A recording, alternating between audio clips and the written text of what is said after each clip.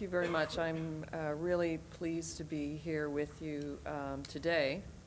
What I wanted to share with you is a little bit of the journey that the bank has been on, and to make the connection between the people component, which is the number one asset I think that any organization has, and the way we are using technology to help us power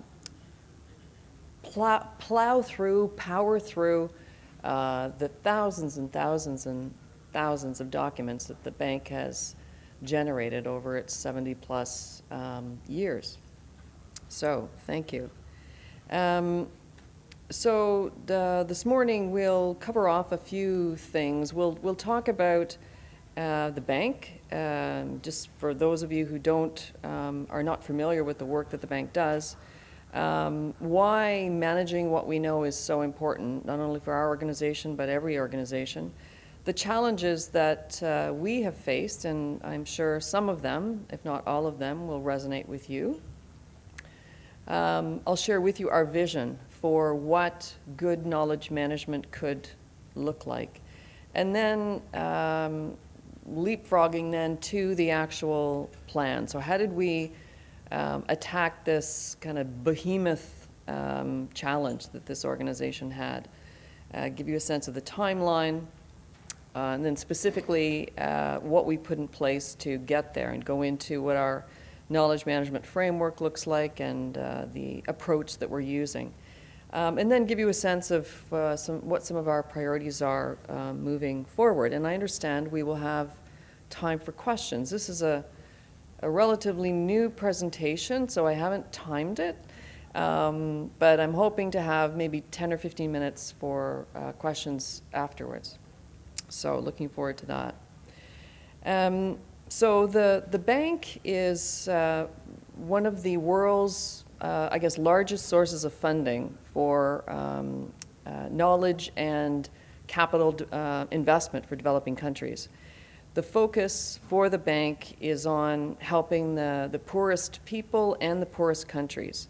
So in order to do that, we bring a mix of capital and knowledge to encourage economic, social development, and helping countries to achieve what are called the Sustainable Development Goals that almost every nation on Earth has committed to addressing. The last year, the bank provided $66 billion in loans, grants, equity investments, and guarantees to over 100 developing countries, and it's involved in nearly 2,000 projects in virtually every sector and region of the world. In our organization, we have about 16,000 development professionals, 12 of whom are staff, and another 4 to 5,000 that are consultants and long-term consultants. And we've got people from every corner of the planet as well. It's a very diverse organization. One of the things I like about the bank is when you walk the halls, you will see an incredible range of artwork. There is actually an art curation department that is out finding pieces from around the world. And we get a lot of stuff bequeathed to us as well. I'm sure that's all in storage. Who knows? But again, 16,000 professionals and 150 country offices around the world. So pretty significant coverage. So this is an image I love in terms of knowledge management, because I think it really represents so well the challenge that all of us face. And for us in the bank, our challenge is that the piece that is rising out of the water is the piece that the bank focuses on from a workflow perspective. And I'm speaking here for around operations. Operations is the engine of the bank. Nobody else would exist if operations was not in place, and that includes our regions as well. So in order to move these projects forward, mandatory documents have to be developed. And there's a very, a nice, quite a slick workflow for that. However, in the course of developing those mandatory documents, I mean, you'd be surprised to know that projects at the bank will run for about 6 to 7 years, sometimes longer. So it'll take 6 months to a year to get a design and a conceptual framework in place for a project. And then, the bulk of the time is spent in implementation. So 6 to 7 years is the average. And in that time, a lot happens. A lot of material gets developed. And that, unfortunately, doesn't have a really good place to live. It's got many places to live, and I'm sure it's the same in your organizations as well. Sitting on hard drives or OneDrive, sitting in people's heads. We have, unfortunately, a variety of repositories that people could potentially be using, and we're working with our IT group to sort of rationalize some of that. When I came into the organization, we counted something like 22 different applications that have a knowledge management component, which is a problem because people just don't know, where to go for what to do. However, I did consider myself lucky because HR had over 100. So, anyways, it's funny how certain things will make you realize that it's not that bad. So in terms of the barriers, and again, these are things that will resonate, I'm sure, with you. Obviously, effective, capture and use of knowledge is important for any organization's success. And I've worked in this field for a long time. I'm not ashamed, but I'm actually proud to say how long. But these kinds of challenges are tough. They're really, really difficult to try and move. And when you come into an organization where the culture is particularly strong and particularly resilient, then you have to be prepared for the long haul and the chipping away at that culture. These are just a few that I've highlighted here. So in terms of the culture and norms, one of the first words, I guess, that I heard repeated for me at the bank was incentives. Coming from the private sector, which is where I came from, incentives really didn't come into play when you're asking someone to actually do something which is part of their job. Having a job was an incentive. So, trying to figure out how, what can we do to shift behavior? And so we spent some time trying to understand how people at the bank tick. And there are a number of different groups. When you think about the bank, yes, it's a bank. It loans money and it, all of that. But it's also a consulting firm or an advisory services firm. It's an academic institution. It's an embassy. So just the different perspectives that you see, it depends on who you're talking to. I think the other piece that was really important, and I've lumped it here into under culture and norms, but it's the piece around process, to build process into people's routines. So it's just something that they do naturally when they come into the office in the morning. That, our job, though, is to make it easy for them and for them to understand why, and again, to the incentives part, what's in it for them. At the bank, what does seem to resonate is recognition, particularly from peers. And I'll tell you a little story.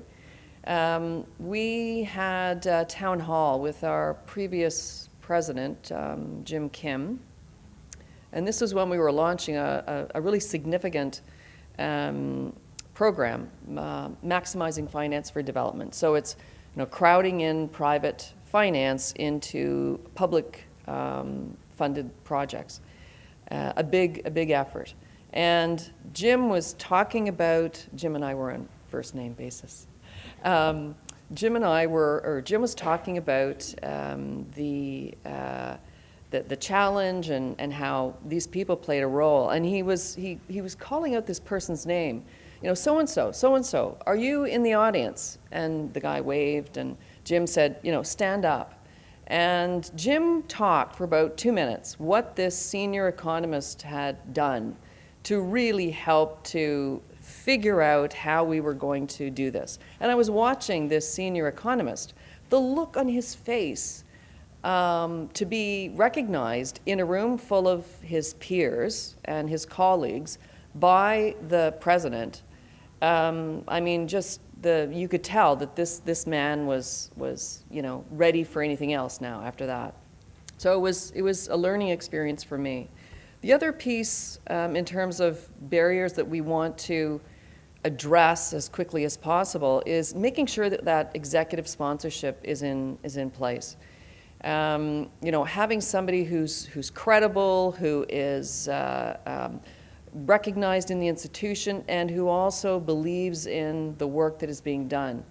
Now that is the ideal. Very often the person that we are reporting to is one of those things where knowledge management is important but is not urgent.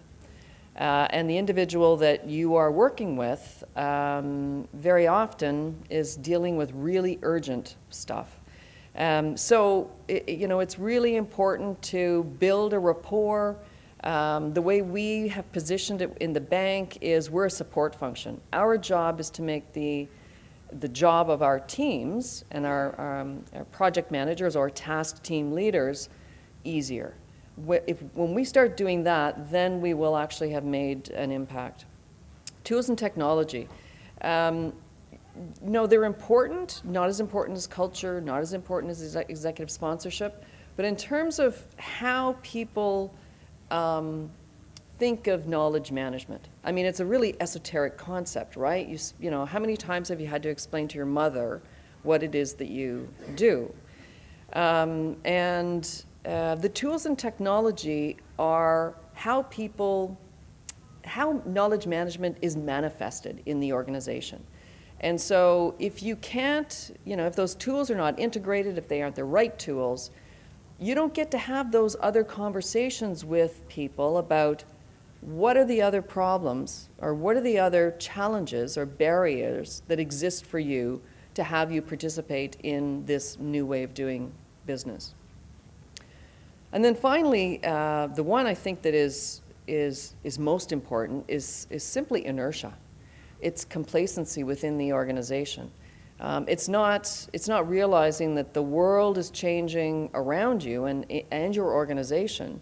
And if you are not, working as efficiently as possible, as effectively as possible, if you aren't having the impacts that you want to have, or if you're in the private sector, if you're not generating the revenues that you need to satisfy your shareholders, then, like Kodak, you will not be around for very long. So it's creating that sense of urgency, creating that burning platform, not being, the sky's falling, but certainly making it clear that this is important, and if it continues to be put off, it has consequences. That was very doom and gloom, sorry. All right, but one thing I want to show you, which we're very proud of, I hope it works, is when we came into the bank, or when I came into the bank, what I realized was every second person I met had been there either their entire career or 20 years. Like, just a lot of really long-term employees that have not experienced other organizations. So it was really important for them to understand, because I was looking around and I'm saying, wow, that works that way? Okay, that's what we used to do maybe 10 years ago. All right. So it was really important for us to demonstrate and show what good knowledge management could look like. And so we created this video. I hope you enjoy it.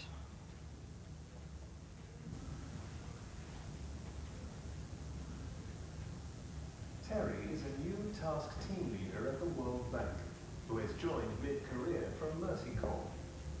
She has worked in fragile and post-conflict states and brings on-the-ground implementation experience in delivering safe drinking water. Terry is excited about her first project in Liberia, focusing on increasing access to safe and regular water supply. To get the best possible start on her project, Terry wants to learn what is already being done on this topic. Fortunately, the bank's intranet recognizes who she is and what she is working on to provide her with relevant information up front. Within 24 hours after requesting an activity initiation summary to start the project, Terry receives a pre-designed knowledge package in her email. The knowledge package is a customized compilation of the most relevant projects, lessons, delivery challenges, research, and reports that will help her get the best possible start to her project. Terry understands the importance of working with a strong team. Being new to the bank, Terry's network is still forming, so she accesses the bank's People's Profile site to find the best fit. Very quickly, Terry is able to identify a vetted list of good candidates for her core team. Terry reaches out to her PM to discuss and finalize the potential options. Terry's mission to Liberia with her team has given her a better understanding of the political dynamics and ground realities that she will need to factor into her project planning. Terry has learned that the biggest challenge she will face is working across multiple stakeholders and managing conflicts between the clients, ministries, and beneficiaries.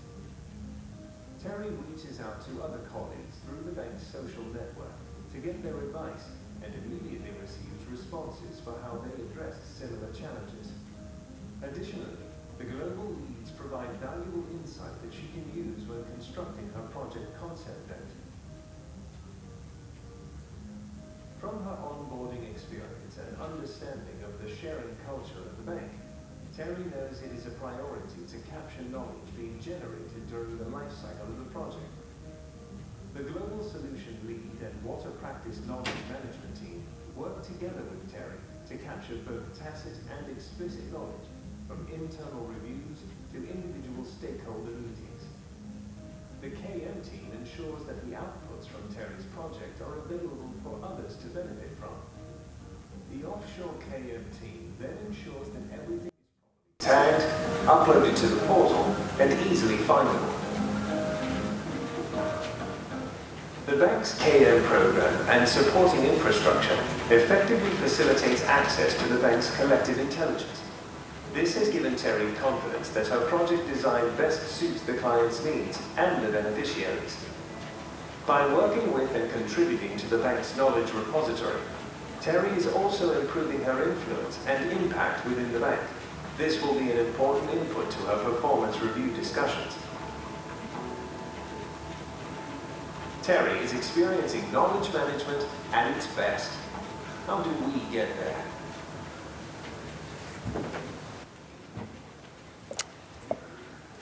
So this was, the video was helpful in a number of ways, because it started, how do we get there? So that was the question that was left, and it sort of then opened the door for us to say, okay, well, we've done the discovery, we've looked at the, the as-is situation.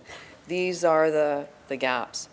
And we spent about a year basically putting together our action plan. It was important for us to make sure that this was co-created by the bank. It was a best practice approach and significant consultation. I mean, we listened a lot. Focus groups and all of the work that you are supposed to do in bringing an organization along. Externally, we looked at other multilateral development banks and international institutions, bit of a sideways glance, how are you doing things? And also went to the private sector as well. I come from professional services, from consulting, and so I, looped back with some of my colleagues there to find out, so what have you moved forward? How are you doing things now? Because the bank really did want a best-in-class approach. So I think we've put that together for them. Now, in terms of the timeline, as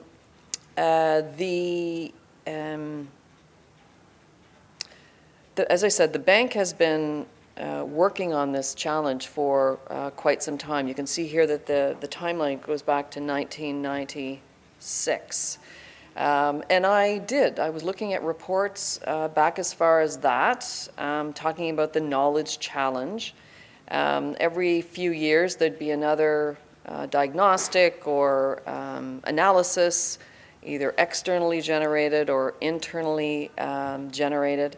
And these were obviously helpful for us to look at. Quite frankly, there was a lot of quite good information in those reports, which, being a big fan of reuse, did find their way into our work as well. In terms of governance, many councils or bodies had come and gone, but what you can see sort of here is a pattern of sort of trying to move this forward and not getting very far. One of the really interesting observations I made, and we started making this distinction clear, is for the organization, they viewed knowledge creation as knowledge management. As you know, the bank is a prolific generator of knowledge, just reports and analysis, and and it's amazing work that is used to make some very important decisions. But what we had to do was educate the institution around what knowledge management is, how it is different, and to also build up a group of individuals in the institution, namely the knowledge management practitioners there, who would be in a position to take on these new challenges, new tasks. So the framework that we developed is I think fairly robust. The way we're approaching it is to have essentially our country clients squarely in the middle of the framework. These are the folks and the citizens that we're trying to lift out of poverty and improve their opportunities in life. The goal that we're targeting is to ensure that the knowledge assets that the bank is generating get folded back into operations. This is something that was not and is not happening in a systematic way, and mistakes continue to be made. Good groundwork is not being applied to the next project. What we are working with and what we do see as being key inputs into all of this, again, coming back to the people being our greatest asset, is the experience and the expertise of those individuals, which often is being documented in the projects that we undertake. And so it was important to integrate all of this together to make sure that we were looking at the knowledge life cycle, to make sure that was being included. One of the other things, as I was looking at this before coming here, that I would like to incorporate as well, I hope it doesn't get too busy, is our project life cycle, to make sure that is kind of being seen as a key element to this. We've looked at the areas of the framework and our knowledge management focus in terms of the classic process, content, technology, and people. And then thinking about what those, what do we want to have in terms of impact? How do we want to impact not only the organization, but our clients as well? It's around certainly efficiency. We have, as I said, 12,000 staff, another 4,000 to 5,000 consultants, and these people are, extremely busy, especially the ones in operations, where, they will be on a mission for 2 to 3 weeks, where they're going to a client country, working on a project, then they'll be home for a couple of weeks, and then they're on a plane somewhere else. So it's, being able to put your hands on things quickly is really, really important. And also for our country office staff. These are the people who are the main interface with typically the Ministry of Finance, which is our main interlocutor at the bank. So these are the people who have to pick up the phone or sit across from the Minister of Finance and try and explain to him or her how the bank can support them, how the bank can help them. And in order to do that, they need to know what the bank has done. So the other piece is around reuse. And I think this harkens back to the bank's alter ego as an academic institution, where the academics want to start from scratch. They don't want to, not much anyways. So we are trying to break that habit by positioning it in such a way to say, are we being fair to our clients by using the budget that has been allocated to them because we want to start from scratch. That seems a little bit selfish. And then the other piece is around impact. So how is the knowledge being reused, and how is it being used to alter or impact projects and programs? And then, of course, the whole monitor, evaluation, and learning continuum as well. Now with this, the approach that we wanted to take was to get some of our very tangible action items up and running, and then develop our evaluation framework. So that is on the agenda for this fiscal year. So how do we get there? We took 2 streams of work. We took an experimental stream where it was very much what are the kind of the low-hanging fruit, what are the irritants that our operational staff are facing, can we do something kind of in an agile, sort of quick and dirty way on paper, then if it flies, then we get it into production. So that was one stream.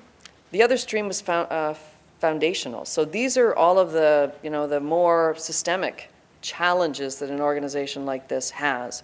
It was important to have these 2 streams running at the same time, because the experimental stream is much more obvious to bank staff. We can get something up and running in a month and a half, and then we can announce it, and it appears that we're doing stuff. Meanwhile, in the back end, we're trying to address all of the really tough issues. So let me talk to you about some of our machine learning work. We have a team in India that does a lot of this for us, a very talented group of people. And they get pulled into a number of different challenges. One around thematic portfolio identification. So you will have a portfolio within one of our vice presidencies that will have hundreds, if not thousands, of projects. And our team, using machine learning, can work with those portfolio managers to get a better handle on what exactly is happening within the portfolio. How are we doing? Where are some of the challenges? And what are the sort of systemic issues that are arising from that portfolio? The way that it's done, it's kind of a black box to me, but the team in Chennai understands it intimately. They work with language, essentially, that and coding. These are folks, and God love them, they code on the weekends, just for fun. So, anyways, I do crosswords. So, again, these keywords extremely important. Working with the project summary. So these are these will be texts that they use to run the algorithm through, and this starts to sift through those projects. Then they add in the coding that we use in the bank, which is always an issue. The coding is never current enough. And then using a product like Tableau to be able to sort of demonstrate these results. So this has been a real success for the team.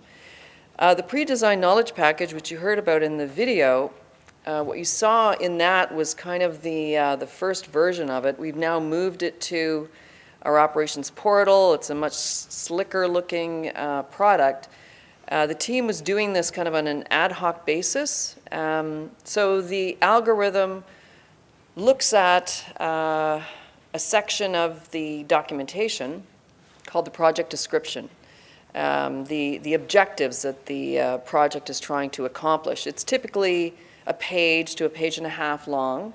And the algorithm uses that to identify projects within the bank that are very similar to this project. We go out and pull projects from other multilateral development banks that have made their projects public. We pull our evaluation reports. We go into SAP and we look at people who actually worked in similar projects or in that region. We pull external research. We pull it from about 7 or 8 different sources, and the team gets this package of material as they are starting to design and conceptualize the project.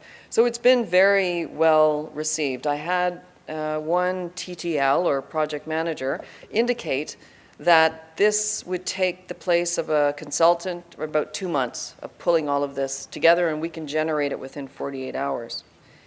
So this is the knowledge package, basically under the hood. Again, the multiple data sources, the algorithm. It's going into the operations portal, and it's pulling similar projects, identifying similar projects.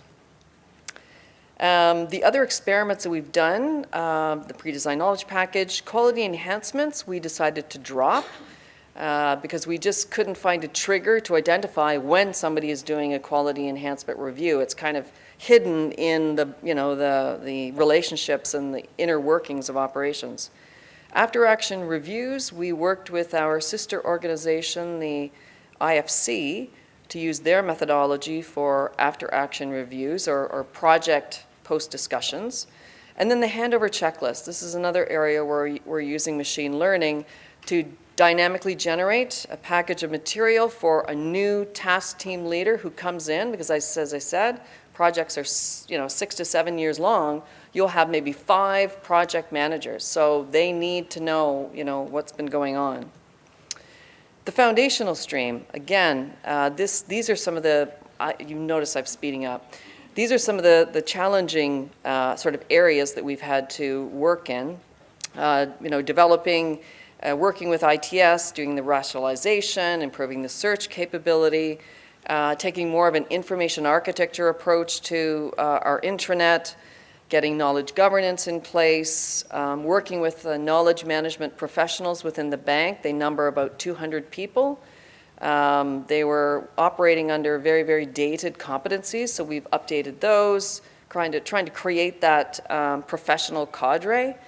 Developing workflow and processes and routines for our staff to be able to use. So the people component, communities are huge within the bank. You can see here some of the numbers. I think the coffee culture at the bank has developed because we don't have not yet anyways, don't have a really robust system that people can, self-serve. They kind of are forced to go to somebody that they know who might know somebody else. Very inefficient for an organization of 15,000 people. And then we make sure that the people who are making these communities work well are being recognized and are being valued. And we do that through the advocacy role that we take with our communities. So the priorities moving forward in the various quadrants, we've got a great information technology group that is taking on a lot of the work for us with us as the sponsor. But these are just some of the things that we need to tackle in the year coming up, and I'm sure more will be added. All right, that's it for me. Thank you so much for your attention and for your gentle laughter at my attempts at humor. Thank you very much.